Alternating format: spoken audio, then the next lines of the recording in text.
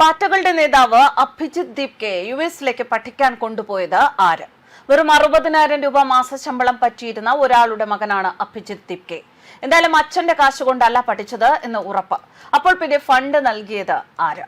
അഭിജിത് ദീപ്കയുടെ പിതാവിന്റെ സാമ്പത്തിക സ്ഥിതിയെക്കുറിച്ചും അന്വേഷണം നടത്തണമെന്ന് സൂറത്ത് സ്വദേശിയായ വിവരാവകാശ പ്രവർത്തകൻ അമിത് തിവാരി ആവശ്യപ്പെട്ടതായി വാർത്താ ഏജൻസിയായ PTI റിപ്പോർട്ട് ചെയ്യുന്നു.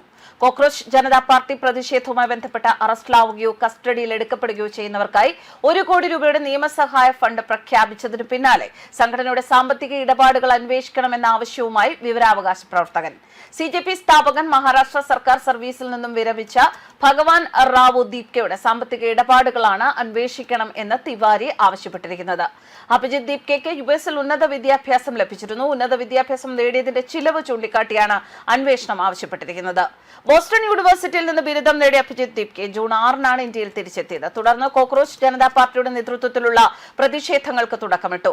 ഭഗവാൻ റാവു ദീപ്കെ മഹാരാഷ്ട്ര ഇൻഡസ്ട്രിയൽ ഡെവലപ്മെന്റ് കോർപ്പറേഷനിൽ ജൂനിയർ എഞ്ചിനീയർ ആയിരുന്നു. പ്രതിമാസം 60,000-നും 65,000-നും ഇടയിൽ ശമ്പളം ലഭിച്ചിരുന്ന ഒരാൾക്ക് മക്കളുടെ യുഎസിലെ വിദ്യാഭ്യാസ ചിലവ് എങ്ങനെ വഹിക്കാൻ കഴിഞ്ഞു എന്നത് അന്വേഷിക്കണമെന്നാണ് തിവാരിയുടെ ആവശ്യം. ഇക്കാര്യം ചൂണ്ടിക്കാട്ടി മഹാരാഷ്ട്ര സർക്കാരിന് പരാതി നൽകിയിട്ടുണ്ട് എന്നും വരുമാനത്തിന് ആനുപാതികമല്ലാത്ത സ്വത്ത് സമ്പാദിച്ചിട്ടുണ്ട് എന്ന അന്വേഷണത്തിൽ കണ്ടെത്തിയാൽ കർശന നടപടി സ്വീകരിക്കണമെന്നും തിവാരി ആവശ്യപ്പെട്ടു.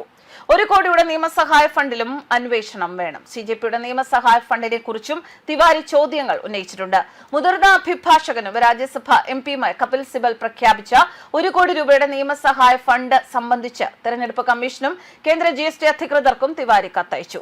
കോക്രോച്ച് ജനതാ പാർട്ടി രജിസ്റ്റർ ചെയ്യാത്ത സംഘടനയാണെങ്കിലും രാഷ്ട്രീയ പാർട്ടിയെ പോലെയാണ് പ്രവർത്തിക്കുന്നത് എന്നാണ് തിവാരിയുടെ ആരോപണം. 1 കോടി രൂപ നിയമസഹായ ഫണ്ടായി നൽകും എന്ന് പ്രഖ്യാപിച്ച സാഹചര്യത്തിൽ 1951-ലെ ജനപ്രാതിനിധ്യ നിയമത്തിലെ സെക്ഷൻ 29A പ്രകാരം CJP തെരഞ്ഞെടുപ്പ് കമ്മീഷനിൽ രജിസ്റ്റർ ചെയ്തിട്ടുണ്ടോ എന്ന് പരിശോധിക്കണമെന്നും അദ്ദേഹം ആവശ്യപ്പെട്ടു. സംഘടന രജിസ്റ്റർ ചെയ്തിട്ടില്ല എങ്കിൽ ഫണ്ട് സ്വീകരിക്കുന്നതും അതിന്റെ സാമ്പത്തിക ഇടപാടുകളും പരിശോധിക്കണമെന്നും തിവാരി ആവശ്യപ്പെട്ടു. കപിൽ സിബൽ പ്രഖ്യാപിച്ച 1 കോടി രൂപയുടെ നിയമസഹായത്തിന് 18% GST എവിടെയാണ് അടയ്ക്കുക എന്നും തിവാരിയുടെ ചോദ്യങ്ങളിൽ പെടുന്നു. പ്രതിഷേധത്തിനെതിരെയും വിമർശനം വരികയാണ്. CJPയുടെ നേതൃത്വത്തിലുള്ള പ്രതിഷേധത്തിനെതിരെയും തിവാരി വിമർശനം ഉന്നയിച്ചു. നീറ്റ് ചോദ്യപേപ്പർ ചോർച്ചയുമായി ബന്ധപ്പെട്ട പ്രതിഷേധമായിരുന്ന ഘട്ടം വരെ പ്രശ്നമില്ലായിരുന്നു എന്നും പിന്നീട് പ്രക്ഷോഭം അതിരുവിട്ടു എന്നുമാണ് അദ്ദേഹം പറയുന്നത്.